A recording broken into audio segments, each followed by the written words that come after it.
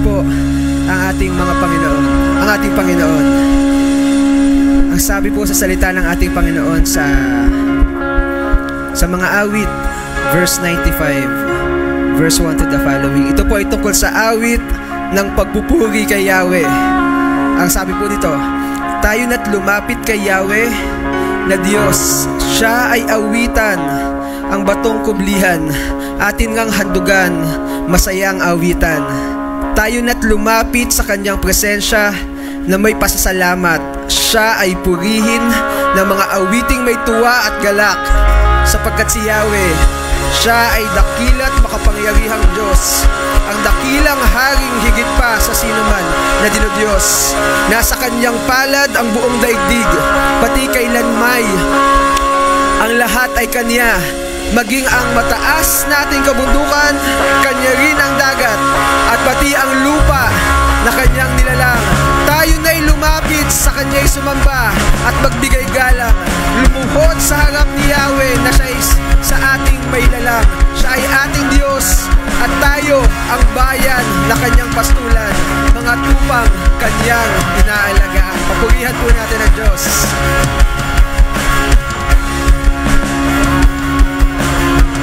When all I see is the battle, you see my victories.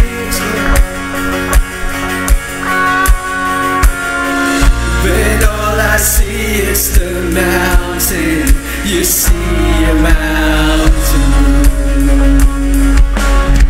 And as I walk through the shadow,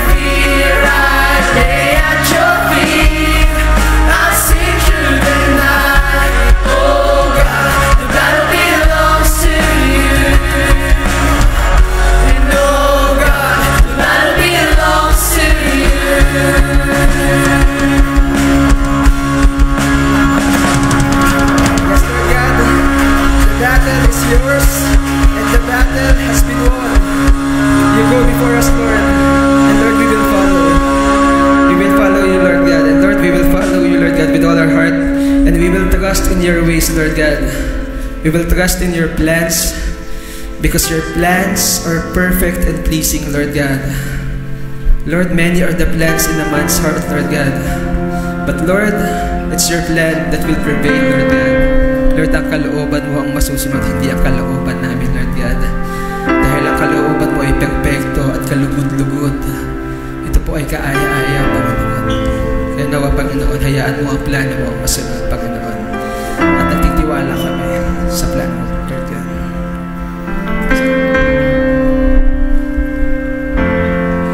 Blessed assurance, Jesus is mine. He's been my fourth man in the fire, time after time. Born of His Spirit, washed in His blood. And what He did for me on Calvary was more than enough. I trust in God, my Savior, the one who will never fail. He will never fail.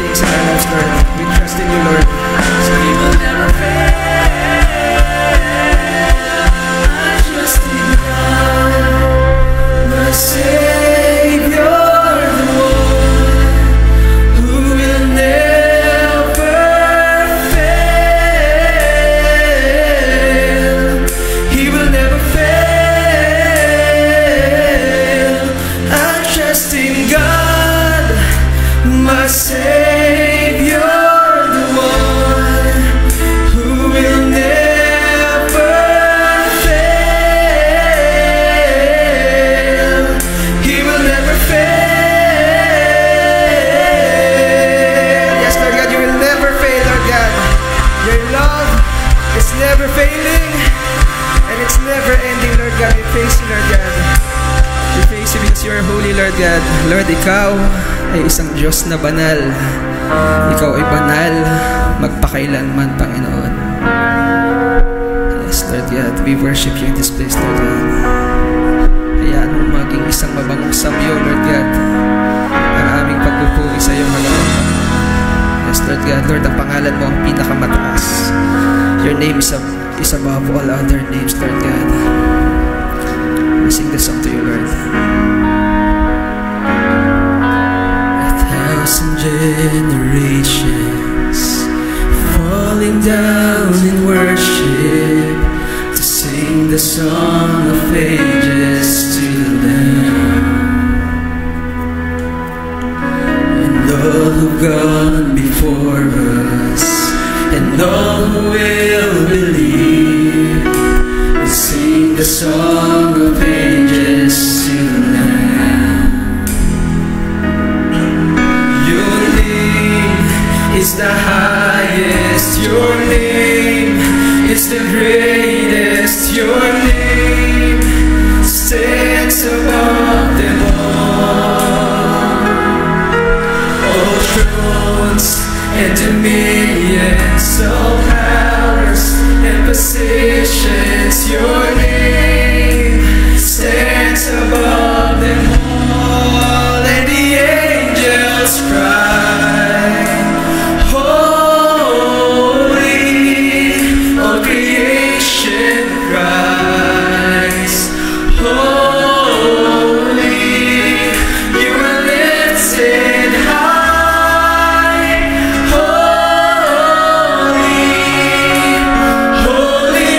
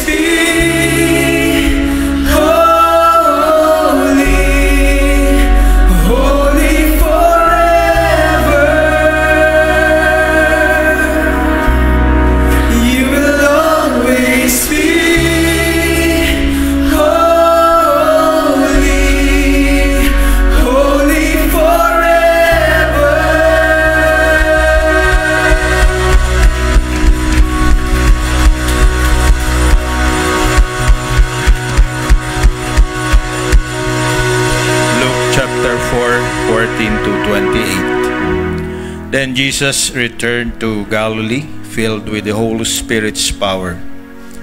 Reports about him spread quickly through the whole region.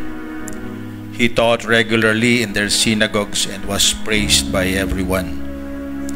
When he came to the village of Nazareth, his boyhood home, he went as usual to the synagogue on the Sabbath and stood up to read the scriptures. The scroll of Isaiah the prophet was handed to him. He unrolled the scroll and found the place where this was written, "The Spirit of the Lord is upon me, for he has anointed me to bring good news to the poor. He has sent me to proclaim that captives will be released and the blind will see, that the oppressed will be set free, and the time of the Lord's favor has come." He rolled up the scroll, handed it back to the attendant, and sat down. All eyes in the synagogue looked at him intently. Then he began to speak to them. "The scripture you've heard has been fulfilled this very day." Everyone spoke well of him and was amazed by the gracious words that came from his lips. "How can this be?" they asked. "Isn't this Joseph's son?" Then he said, "You will undoubtedly quote me this proverb, 'Physician, heal yourself,' meaning, do miracles here in your hometown like those you did in Capernaum. But I tell you the truth, no prophet is accepted in his own hometown. Certainly there were many needy widows in Israel in Elijah's time, when the heavens were closed for 3.5 years and severe famine devastated the land. Yet Elijah was not sent to any of them. He was sent instead to a foreigner, a widow at Zarephath in the land of Sidon. And many in Israel had leprosy in the time of the prophet Elisha, but the only one he healed was Naaman, a Syrian. When they heard this, the people in the synagogue were furious. Jumping up, they mobbed him and forced him to the edge of the hill on which the town was built. They intended to push him over the cliff, but he passed right through the crowd and went on his way. May the reading of his word be blessed. May you open our lips, our eyes, and our heart so that we can see the message that you want to impart to us today. This is our prayer in Jesus' name. Amen. Okay, so let's all be seated.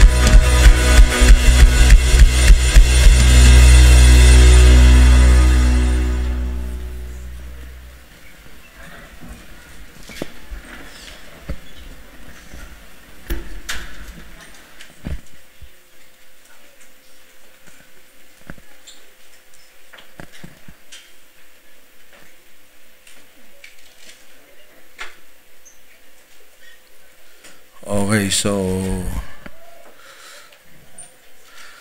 I am so excited. This morning we just came from a 3-day retreat and camp, and hanga ako talaga doon sa mga nakasama natin.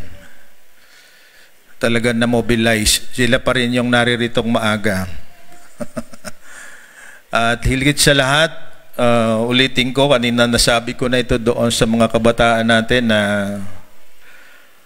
nag-set up ng ating sound system sa Alfonso at nag-set up ulit kagabi dito. Ang tawag nila sa sarili nila ay Bakal Boys. Talagang bakal sila. Alas 8 ng umaga, narito na sila noong isang Thursday, and hanggang kagabi, narito pa sila. So, tinatawagan ko yung mga men's and women's network, mga leaders. Ang lagay ba niyan ganon-ganon na lang. But of course, I know they do it for the glory of God, and they are happy doing it. And I'm also excited, may mga maraming bagong mukha dito from all over the world. Narito si na Kuya, papresensya na pangalan, si Kuya Elazar at saka si Nancy Baldovino. Narito rin yung aking uncle at ang kanyang may bahay. Sa isang kasal ko pa sila huling nakita at nasermonan ko pa yan. At tatandaan ko yun, meron akong sinabi sa kanila.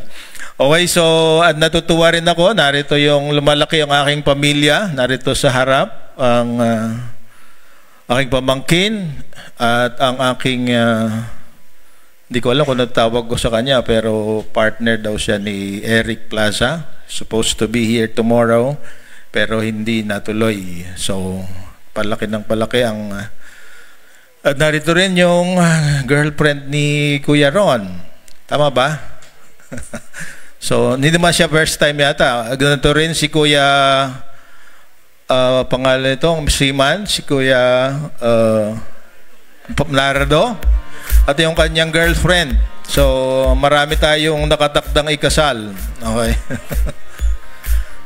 So, praise the Lord for everything. Meron ba ako na-miss na ma-mention? Ito pa, may isa pang visitor tayo, first timer, and welcome po. Mamaya ay pakilala natin sila sa atin. So, bagong buwan, bagong opportunity to learn more. Kasi tayo nga ay nasa Book of Luke. Ito yung ating ginagawa talaga, ang sistema natin. We study the Bible, book by book. At marami na tayong natapos natin ang 1st and 2nd Corinthians, natapos na natin ang Romans, at ngayon ang Book of Acts, at ngayon taon na ito ay the Book of Luke, the Gospel. So, ang theme natin for the month is the initial challenges of the ministry, ang mga unang hamon o hadlang sa ministeryo. At ating i-cover ang Luke chapter 4 and chapter 5. At atin itong pag-aaralan, word per word and letter by letter kung kailangan, para maintindihan natin talaga kung anong nangyari sa ating Panginoon hanggang sa siya ay sabi natin tanggapin yung kanyang destiny, yung mamatay para sa ating mga kasalanan, ilibing at mabuhay na magmuli tayo ng mabuting balita. So, sa buwan na ito, first Sunday of the month, May 4, ang pag-uusapan natin, ayon sa ating layunin, ay merong isang layunin. The goal for the month is to learn to accept that Christian ministry can bring out either the best or the worst in us. Kaya ang paglilingkod, ang ministeryong Kristiyano ay pwedeng magbigay, maglabas ng kung ano yung pinakamabuti at pinakamalala o masama sa atin. Sabi natin na masyadong malawak, but this is the truth. Kailangan tanggapin natin, katulad na nabanggit ko kahapon sa camp, yung abundance na binigay, na sinabi ng Panginoon, sabi niya, you can have your life abundant life. Ay hindi life lang ng abundance dahil marami kang pag-aari, maraming blessing. Because blessings come from opportunities. So when you are in Christ, you will always have opportunities. And opportunities are always challenges. So yun ang gusto nating matanggap. tunay na maranasan natin na ang Diyos ay mabuti, na ang Diyos ay nagmamahal sa atin, ay sa pamamagitan hindi ng mga bagay na positive, kundi sa pamamagitan ng mga karanasan na kuminsan ay masakit at doon natin makikita ang kanyang kapangyarihan. So with that, I want to begin the month with our first topic for this month, May 4. At ang ating topic ay the challenge of public opinion, ang hamon ng mga sinasabi o opinion ng mga tao. At yung binasa natin kanina, Luke chapter 4, 14 to 30 ang siyang reference natin ngayong araw na to. Luke chapter 4, 14 to 30. So, as we go along, ay gusto kong buksan ninyo ang inyong mga aklat at basahin natin yung mga verses na may mention sa mga slides. Kasi gusto kong ating maintindihan ang bawat detalye at doon natin makita magkaroon tayo ng, let's say, insights.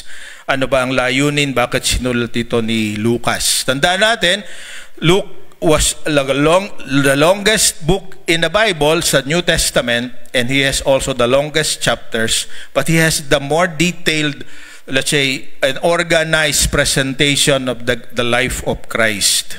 At nasabi rin natin na ito yung pinaka-organized according to a chronology. Na a chronology not in time but in geography. So ating pag-usapan ito ngayon. But with that goal in mind, gusto kong ating maintindihan na ang isang layunin na isang sentence na maaring hindi kayo mag-agree. Kasi yun ang gusto ko, lagi tayong sa conversation ay meron tayong, sabihin nating, position na ating ipapaliwanag at ating iintindihin. So sabi dyan sa ating nakikita sa slide, people rise or fall depending on how they respond to feedback. Ang tao raw ay umaakyat o bumabagsak, umaasenso o umaatras o nagkakaproblema. Depende kung paano nila tinatanggap ang mga feedback o puda o pansin, criticisms, whatever. Kasi ako naniniwala na good news can be bad news and bad news can be good news depending on the condition of your heart. Kasi bawat balita, bawat naririnig natin ay nakakaapekto sa ating isip, sa ating puso, sa ating pagkatao. At kung tinitingnan natin kalimitan, which is very, very normal and very, very common, ay sariling interest natin. Good news can be bad news. But bad news can be good news when we look at what we heard and see it as the word again is opportunity. Kasi noong isang linggo to the other week tungkol sa buhay ni John the Baptist, ang isang bagay na na-realize ko ay to make a difference, you should dare to be different. Amen? Kung gusto mo ikaw ay makaroon, magdahilan ng pagbabago, kailangan ikaw ay iba. Kaya naririnig natin yung mga term na sabi natin, trailblazers. Kasi hindi nagsisimula sila ng isang bagong pamamaraan, bagong landas. Pero yung kumokopya lang at nakikigaya, kalimitan, nagiging tawag natin, average. Morons. Yung salitang moron, hindi yun ibig sabihin bopols, okay? Moron is an average person. But, tandaan natin, because we do not operate in a vacuum, laging merong makakapansin. At isang gusto kong tandaan natin, matuwa ka kapag ikaw ay pinapansin, because that means you are being noticed. And when you are noticed, you are different. Diba? Yung pangkaraniwan lang na nakikita natin, hindi yan napapansin. Pero yung kakaiba, lagi yang napapansin. At depende nga, sa tulad ng sinasabi sa tugon mo, doon ang magiging dahilan ng either pag-alagwa o pag-akyat mo o pagbagsak. So let's look at this story with that in mind. So dito sa istorya na ito, sabi sa chapter 4, 14 to 15, pagkatapos na si Jesus ay makapasa, sabi sa test na ibinigay sa kanya ng Holy Spirit, which is the temptation, na tatlong bagay na napag-usapan natin. Sabi diyan sa Luke chapter 4, 14 to 15, Jesus returned to and stayed in Galilee after he was tempted by the devil. He was raised with enthusiasm. He was received with enthusiasm because of his teaching. Tinanggap na mayroong kasiglahan, mayroong interest dahil iba siya. And we know that even at 12 years old, iba na siya, di ba? Sa ating pinag-aralan na siya ay noong sila dead, because every year ang kanyang mga parents ay sinasama niya sa Jerusalem. Noong siya ay 12 years old, naiwanan siya. At after the third day na makabalik ang tatay at nanay niya sa kanilang nalaman na siya pala ay naiwan doon sa temple. At doon pa lang ay sabi ay pinagtataka siya na 12 years old, maganda ang mga tanong, at pagka siya ang hinihinga ng sagot doon sa mga tanong na yon, iba yung kanyang sagot. Sabi nga, he is answering in a manner that siya tawag ng ating out-of-the-box responses. Iba yung kanya, iba yung kaisipan kaysa kaisipan ng mga teachers of the law. So dito sa ating verses 14 to 15, sabi, Jesus returned to Galilee filled with the Holy Spirit's power. Reports about him spread quickly through the whole region. Kasi siya nga, he taught regularly in their synagogues and was praised by everyone. So gusto kong makita natin na simula pa noong yung dinevelop na habit sa kanya ng kanyang ng tatay niya si Jose at ni Maria, hanggang sa pagtanda ay ginawa niya. So every Sabbath, kung saan man siya naroon, dito nga sa lugar na ito na sa Galilee, ang habit niya, which is very good, is to go to the synagogue. Ang synagogue, yung regular na lugar ng pagsamba every Sabbath day ng mga Hudyo noon. At sa Galilee, kakaiba ang lugar na ito. Ang root word ng name ng Galilee is Galil. Galil, when translated to English, is circle, cylinder, or ring. Okay? Kaya yung lugar na Galilee, ang sabi sa Hebrew is Galil Hagoyim. Ang ibig sabihin noon, ring or encircled by Gentiles. Halil Hagolim. Hagoyim. Goyim is nations. Okay? Goy is a country. Goyim is nations. So, ang Galilee na pinagsimula ng kanyang ministry ay nasa paligiran ng mga Hentil o mga non-Jews. So makikita natin from the very start, the message is not only directed and the witnesses are not only Jews. Kasama sa mga witnesses ay mga Hentil na ang tingin ng mga Hudyo ay mababang uri ng tao. So, gusto kong ilagay natin sa isip yon na kaya tayo ngayon ay nakasama rin sa kaharian ng Diyos kasi from the very start, naroon na. So according to the books that I've read, especially by Chuck Swindoll, sabi niya he stayed there maybe weeks and months after he was tempted by the devil. Kasi itong Galilee is very significant place in the history of Israel. This is the place where Barak and Deborah conquered Jabin the Canaanite.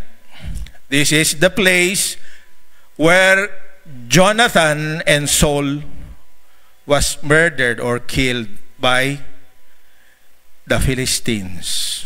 This is the place where Elijah, during the time of Ahab and what's her name? Jezebel, fought against 400 prophets of Baal pala. This is also the place where Elijah performed many of his miracles.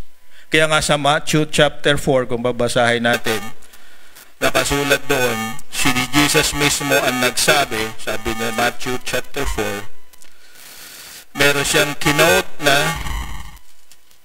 tungkol sa Galilee. Ang sabi dito sa chapter 4, 15 to 16, in the land of Zebulun and Naphtali. This is the two members of the 12 family ni Jacob, beside the sea, beyond the Jordan River, in Galilee, where so many Gentiles live. The people who sat in darkness have seen a great light, and for those who lived in the land where that casts its shadow, a light has shined. So yung kanyang ministry dito niya sinimulan dahil ito nga yung sinabi ng mga propeta na gagawin niya. Dahil ito nga ang isang lugar na kung saan sa even the olden times maraming ginawa ang Diyos. So before we move to chapter 4 verse 15, gusto ko makita natin that this is the time na kung saan meron ng dalawang miracles na ginawa ang Panginoon. The first one is in Cana of Galilee. Alam nyo na yun, di ba? He turned water into wine. The second miracle involves already a Gentile, a Roman government official, son is sick. Mamamatay siya. John chapter 4, pinagaling ni Jesus.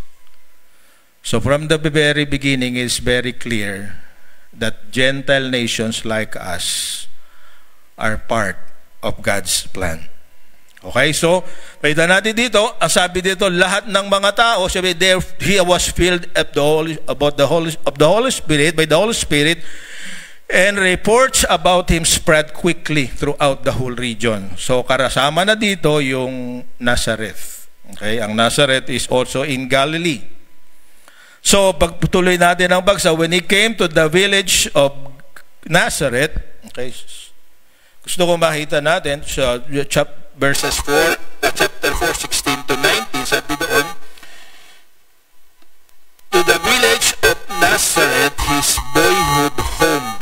So gusto ko makita natin dito, ang sabi, yung tinirahan niya noong bata pa siya.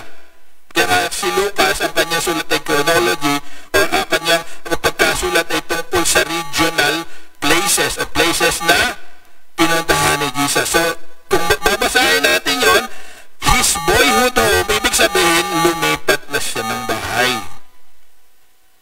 Okay?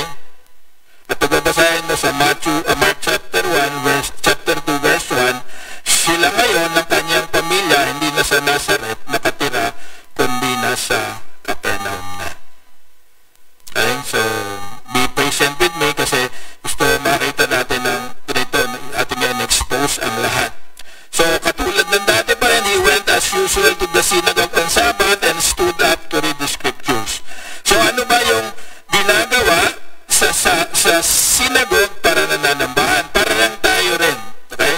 So, merong sequence ng events. Una, sabi, benedictions.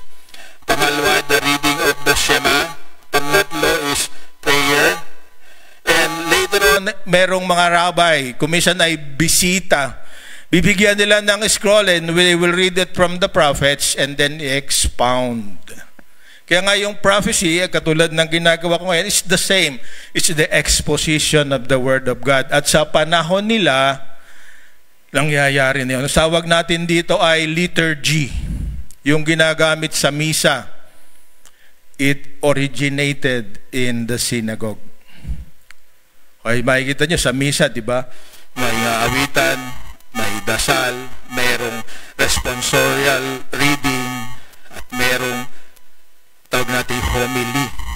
Diba? So, at tayo ngayon ay naghihintay ng papalit sa papa. Diba? Pero hindi ko papa yon, ha? Okay, wala akong papa kundi si Jesus. So, ganun din noon. So, dumating si Jesus, sabi doon sa bayan na kung saan siya ay tumira nung bata pa siya. At siguro napansin siya, alam nila na narinig nila sa Galilee ay nagtuturo ito, kaya tinawag siya ngayon para bumasa. Parang natatandaan ko nung bata pa kami, pag magnaligaw na ministro, kahit hindi naman siya nakadeclare na siya ay siyang magpipreach, bigla na lang tatawagin, ikaw ang mag-preach ngayon, binisita mo kami. Di ba? Ayan, yung mga ngumingiti doon, alam na alam yan, di ba? Kaya pag ikaw ay galing sa seminaryo, huwag kang pupunta kung saan-saan paglinggo kasi, at siguraduhin mo, kapag pupunta ka, may dala kang baon. Kasi ganun ang nangyayari noon. Yung pala ay biblical nang gagawin. So tinawag si Jesus, pumisita, siya ngayon ang binigay yung scroll, basahin mo ito. At ang liturgy, katulad din ngayon, kasi pagka yung aking Bible application study Bible, yung liturgy ng mga sabi nating Presbyterian churches naroon. Alam na yan ang babasahin throughout the year. Katulad din naman natin dito, meron tayong Bible reading for the year. Yung liturgy, kung babasahin ninyo, taon-taon, paulit-ulit lang yan. So, ngayon, binigay sa kanya, at nagkataon ang babasahin noon ay Isaiah 61, 1 and 2. Iyon yung binasa niya ngayon. So, nabasa ko na kanina, the Spirit of the Lord is upon me, for He has anointed me to bring good news to the poor. He has sent me to proclaim the captives will be released and the blind will see, that the oppressed will be set free and the time of Lord's favor has come. Nothing unusual except that hindi yan ang talagang naroroon. Ako, basahin ko yung talagang nakaroon doon. Basta kahit hindi sa Greek, sa Hebrew, ang nakasulat doon ay merong ibang tinanggal ni Jesus. Okay? So if you have your Bibles, puntahan mo Isaiah 61 verses 1 and 2.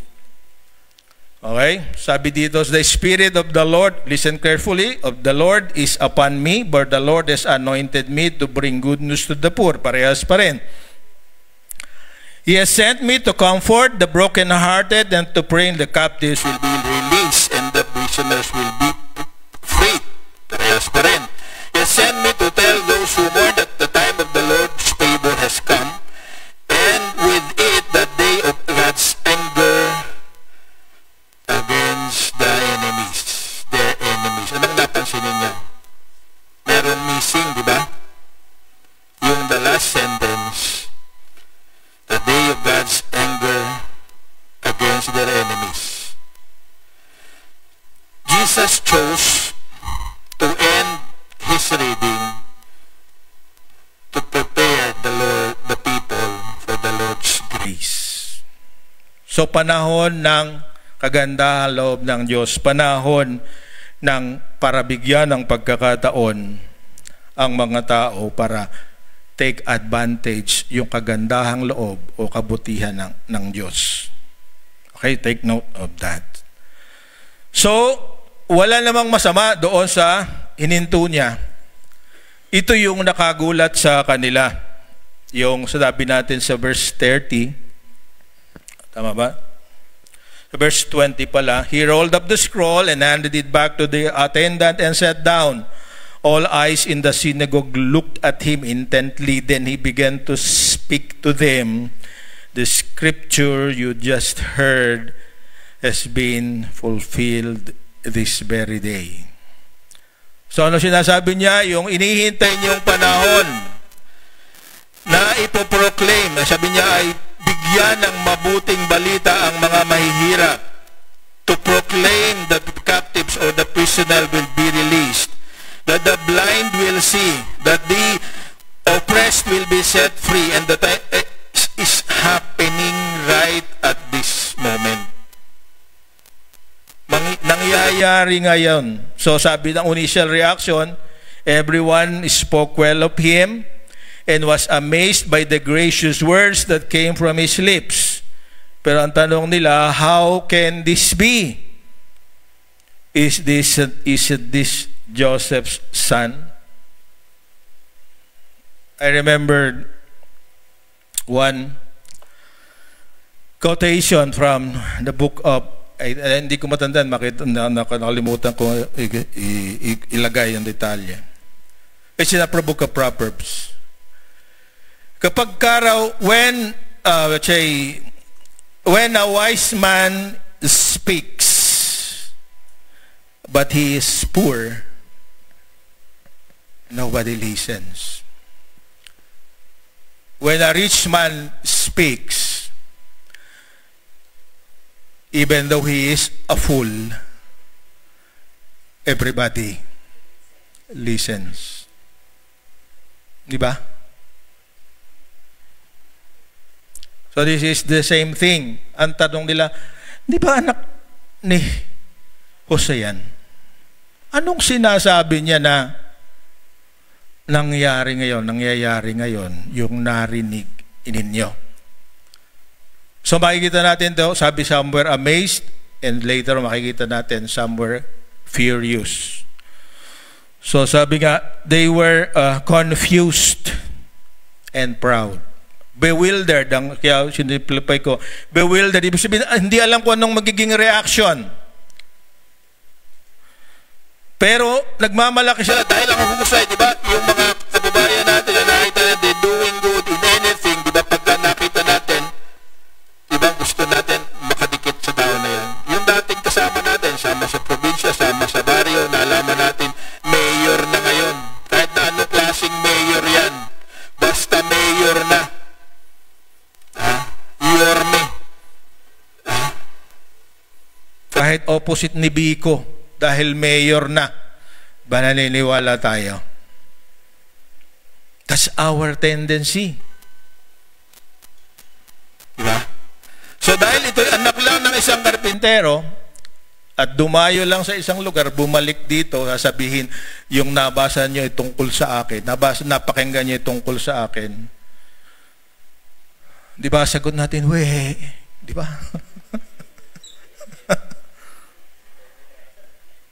Heavy, di ba? Sabi ni Jethro. Sobra kang believe sa sarili mo. Kaya ang response nila, sabi dito, they asked Jesus to prove his claim. At nabasa ni Jesus yun, di ba? Sabi ngayon sa verse 23, then you will undoubtedly quote me these proverbs. Physician, heal yourself, meaning do miracles here in your hometown like though you did in Capernaum.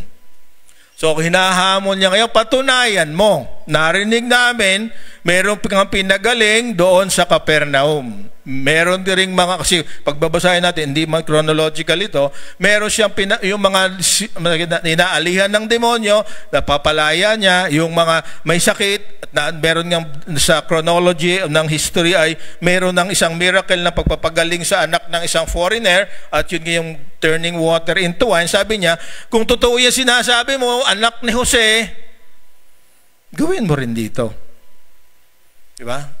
And I know, kayo rin makakapag ganon, di ba? Pagka nga meron na sabi, magaling kumanta yan, di ba? Ang sagot natin, sample. Sample. Di ba? Malalaman mo talaga. Totoo ba?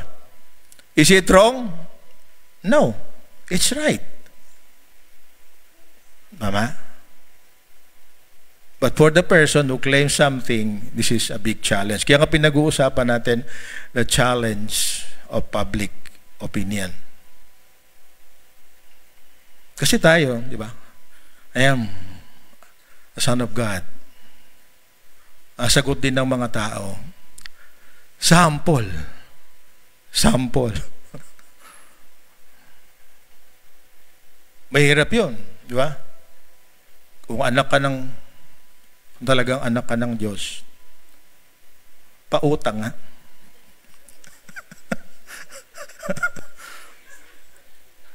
Di ba?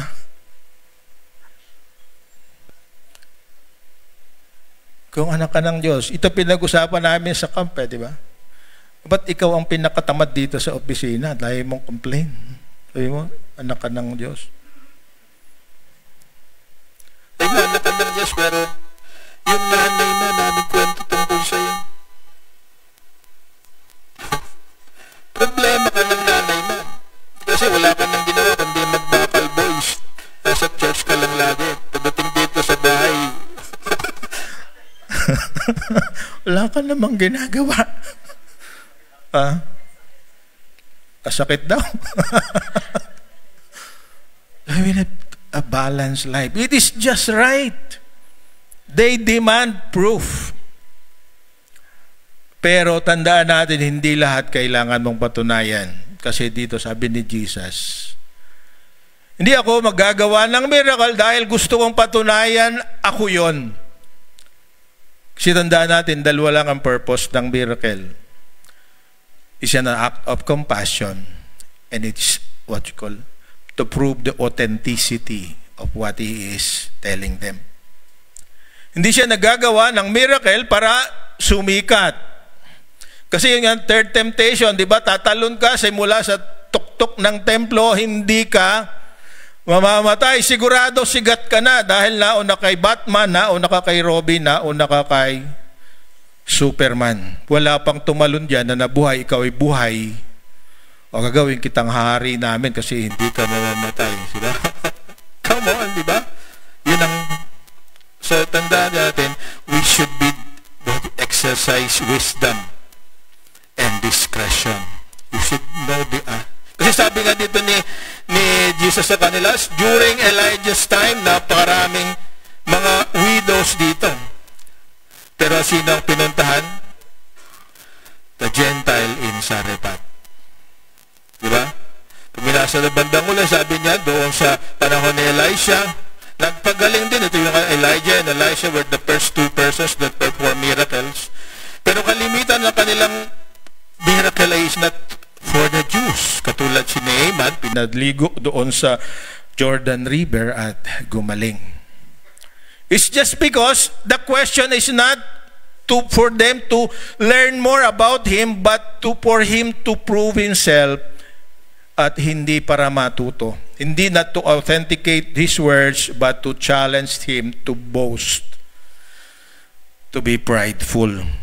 Kaya nga, balikan natin yung ating gustong ma-achieve dito sa umagang ito na yung nga, depende sa tugon natin sa mga hamon naririnig natin, opinion natin, we can rise and fall. So sabi sa 25 to 27, Jesus reminded them about Israel's history of ignoring and abusing the messengers from God. Kasi hindi sila kailangan mag-perform sa kanila. Ang kailangan nila is to give glory to the Lord. So, tayo rin. Kaya tayo gagawa ng mabuting bagay ay hindi para maakit ang tao sa atin. Para tayo ay let's say, sabihin natin, pag may utang na loob ito sa akin, kahit anong request ko dito, gagawin ito, di ba? Pag sinabi kong tumalon to, tatalon to. Only dogs deserve the treatment. Di ba sabi ng sa dog, sit! No po. Stop! May natutunan ako sa kapitbahay ko na may mga 3 German Shepherd na malalaki. Hindi pala pwede na yung pag-utos mo dyan ay yung language natin. Ang sa kanya nga German pa eh. Kasi pag-alam niya, tabi niya, pag-alam niya ng language mo, kahit magnanakaw yan, pag-alam niya na naintindihan yung sit, papasok siya, sabi niya sit, makakapasok na yan. Kaya kailangan, natutunan ko sa kanya, nakakwentuhan ko, German yung word noong dog. So kung kay Tagalog, gawin mo Ilocano para if you are speaking in tongues. You have to speak in tongues sa dog. Okay? So baka mapalayo tayo. So gusto ko makita natin dito, it's not for us to look good kaya tayo magtutugon sa public opinion. So ang ginawa ni Jesus, hindi yung ginugusto niya. Yung ano yung agenda niya, kung ano yung mission niya. Pinapagawa siya ng miracle. Ang tanging miracle na nagawa niya dito sa istorya na ito, yun nga, itinulak siya sa cliff. Pero nang lumakad siya, walang nakahadlang sa kanya. That's the only miracle. Diba? It's because hindi pa panahon niya mamatay. Kasi kung siya'y nahulog sa cliff, dahil tinulak siya, siguro ngayon may sabit kayo na mga dating ngayon cross ang nakasabit sa leeg, di ba? Paano ka gagawa ng picture ng clip dahil doon namatay si Jesus? Alright? So, kidding aside, gusto ko makita natin na ang purpose ni Jesus is not to please people, but to help people change. Amen? So tayo rin, naririto tayo para patunayan na si Kristo ay tagapagligtas, pero tayo gagawin natin dahil yun ay tama, dahil yun ay mabuti at yun nakakalugod sa Diyos. So, ano ang ating gustong makita sa istorya na ito? So, what do we need to do when public opinion turns against us? Okay. Una, expect that some will oppose what you are sharing. Asahan mo na yung iba ay hindi maniniwala sa kung ano ang sinabi mo sa kanila. Because our listeners can fall into 4 categories. Number 1, those who are skeptics. Diba? Doubters. Pangalawa, those who easily believe. Pangatlo, those who are indifferent. Wala pakialam. Di ako interesado dyan. Panghuli, those who are envious. Yung mga naiinggit. All of them will do something. And some of them will really oppose what you are sharing. So, tayo ba ang dapat maging indifferent? Kasi yung indifferent, wala akong pakialam. Basta gagawin ko ang gusto kong gawin. Diba? It's still not correct. So sabi diyan, listen and consider the opinion carefully. Pakinggan mo at pag-aralan mo kung ang sinabi niya hindi lamang may katotohanan, kundi may kabuluhan. Kasi napakahilig natin sa kwentong walang kwenta. Comment na hindi makakatulong. So, kailangan nating maging wise. So, para doon sa skeptic, ano dapat mong gawin? Explain further. Doon sa walang, hindi talaga naniniwala, accept na talagang ayaw na doon. So, doon sa indifferent, anong gagawin? Pray for them. Kasi hindi nila talaga maaring hindi pa nila naiintindihan. At doon sa naiinggit, bahala ka. Mamatay ka. Basta gagawin ko pa rin ang tamang dapat kang gawin. Simple things na nakikita natin. So, ano dapat mong gawin? Keep focus on your mission, on what you want to achieve. So, balikan natin. Sabi natin kanina, people rise and fall depending on how they respond to feedback. So just like Jesus, be wise. Tell them what they need to hear. Tell it, sabi na, with love. And then hope that the Lord will change them. Lagi natin inuulit-ulit, may bahagi tayo, our part. May bahagi yung nakarinig ng ating sinare sa kanila, their part. At pangatlo, there is God's part. So we're in trouble when confused sa ating response ng sino man sa ating binabahagi sa kanila. Sabi dito, Jesus returned filled with the Holy Spirit. The Holy Spirit teaches us to pray. So yung hindi mo kayang baguhin, idalhin sa panalangin sa Panginoon. Yung kaya mo, meron kang kayang gawin, gawin mo yung nararapat. Yung ayaw maniwala sa'yo, relate with them as though, sabi ni Jesus, as they are Gentiles, as they are pagans. Ang Diyos ang pwedeng magbago sa kanila. So today, tatlong tanong ang gusto kong iwanan sa ating lahat. When was the last time you feel you were rejected? How did you deal with it? example of Jesus help you get through the experience. Tandaan natin isang bagay lang. Pag walang natutuwa, pag walang naiinggit, pag walang pumapansin sa lahat ng ginagawa mo, baka wala ka. And baka akala mo buhay ka. Kaluluwa ka pa lang pala.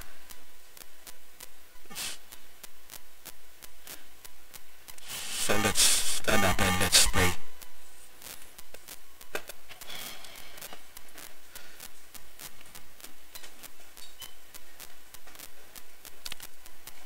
Ama naming Diyos na nasa langit, makapangyarihan sa lahat.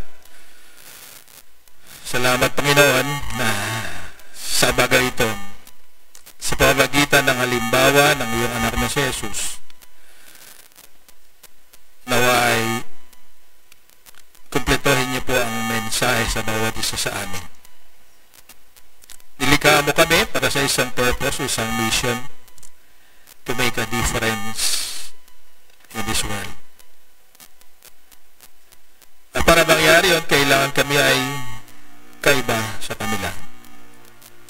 Para mangyari yun, kailangan makita sa amin ang tamang tugon sa iba-ibang sitwasyon na kinakaharap namin.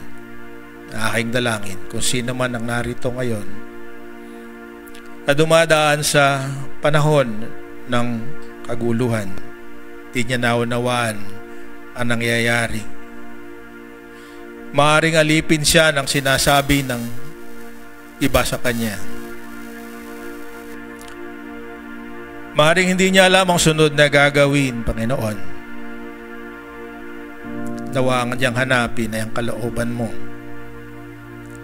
Nawa ang kanyang hanapin sa pamamagitan ng panalangin ay isang direksyon na nanggagaling sa iyo sa pamamagitan ng iyong banal na aklat, sa pamamagitan ng payo at tulong ng kanyang kinikilalang kapatid na nagmamahal sa kanya, sa pamamagitan ng mga pangyayari na nagpapakita na hindi niya kaya ang mga bagay na gusto niyang gawin kung sarili niya ang kanyang susundin, kung ang pamamaraan na gagamitin niya ay labag sa iyong kalooban. So Lord, I pray, bawat isa sa amin, lalo na sa panahon na ito, nakataya na naman ang kinabukasan ng aming bansa. And Lord, we are here to make a difference. Nawa, Panginoon, sa mga naririto, maging matalino kung sino talaga ang ihahalal nila. Ganoon din, Panginoon, sa kanya na nahihirapan at confused dahil meron siyang pangangailangan, Lord, naway bigyan mo siya ng wisdom para makuha ang trabaho na kailangan niya para hindi lamang sa sariling kapakinabangan, kundi para may honor kayo sa pamamagitan ng kanyang kikitain. Lord, salamat po. Marami pa kaming ibang nais na ilapit sa inyo. Subalit naniniwala kami, Panginoon, na ang lahat na yon ay magsisimula sa pamamagitan ng aming humility. Natanggapin namin na ikaw ang higit na nakakaalam at makilala ka namin. So sa mga naririto, Panginoon, na maaaring narinig ang tungkol sa iyo sa araw na ito, kung hindi pa nila ikaw tinatanggap bilang Panginoon at tagapagligtas, Lord, naway sa pamamagitan na narinig nila ay isuko nila ang kanilang buhay. At kung sino man lang naririto na maaaring napapabayaan ang kanyang bahagi sa iyong kaharian, Lord, aking dalangin, naway huwag siyang padala sa kalakaran ng sanlibutan at bumalik siya sa dati niyang gawain na ikaw ay pinapakilala at isinabubuhay ang iyong